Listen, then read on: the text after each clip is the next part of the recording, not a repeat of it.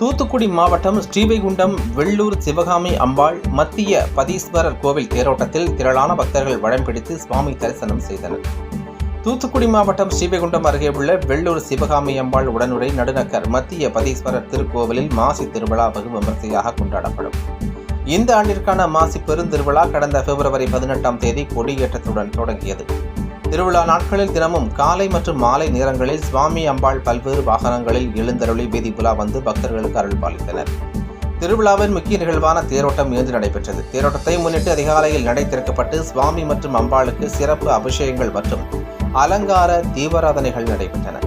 இதனைத் தொடர்ந்து சுவாமியும் அம்பாளும் அலங்கரிக்கப்பட்ட திருத்தேரில் எழுந்தருளினர். அதனைத் தொடர்ந்து ஓம் நமச்சிவாய கோஷங்கள் முழங்க தேரோட்டம் தொடங்கியது. ரத வீதிகள் வழியாக வலம் வந்த தேரினை வெள்ளூர் மற்றும் சுற்றுவட்டார கிராமங்களைச் சேர்ந்த திரளான பக்தர்கள் வடம் பிடித்து இழுத்தனர்.